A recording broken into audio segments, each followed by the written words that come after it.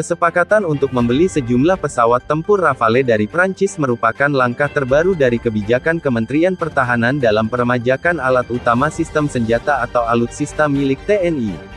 Pembelian pertama jet tempur dari Prancis ini dilakukan Indonesia di tengah upaya merombak kekuatan alutsista udara sudah tua yang mencakup jet tempur F-16 Falcon buatan Amerika Serikat, Su-27 dan Su-30 Sukhoi buatan Rusia.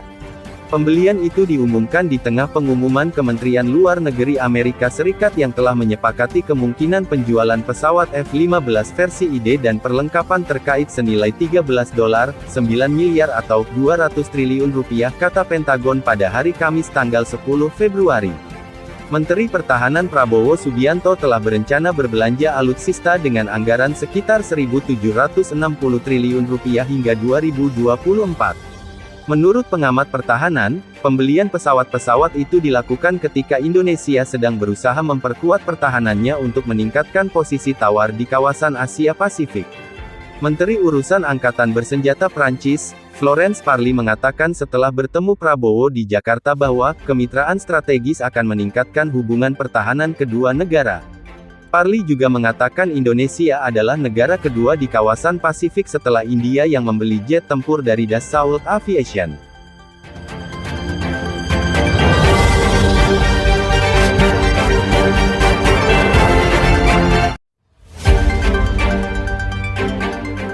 Pesawat tempur Rafale adalah pesawat tempur serbaguna generasi ke-4,5, bermesin 2, dan bersayap delta yang dibuat oleh Dassault Aviation asal Perancis. Pesawat tempur Rafale dirancang sebagai pesawat serbaguna yang dapat menjalankan berbagai misi atau omnirol. Rafale juga dirancang sebagai pesawat yang berpangkalan di daratan maupun berpangkalan di kapal induk.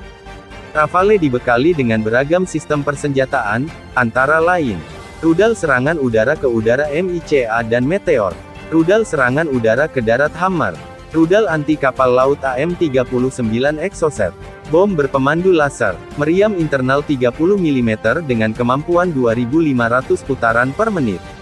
Jet tempur ini juga mampu menampung senjata hingga 9 ton. Kecepatan maksimalnya mencapai 1.384 km per jam.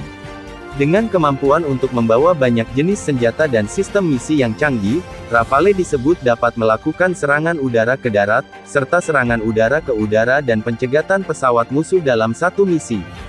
Kehadiran Rafale akan memperkuat postur pertahanan Indonesia di tengah keterbatasan alutsista dan anggaran, kata Hairul Fahmi Direktur Institute for Security and Strategic Studies. Dalam kondisi keterbatasan kita ini menjadi penting, bisa digunakan untuk patroli, serangan spesifik, serangan kapal, ke darat, kemudian menghadapi pertempuran udara jarak dekat.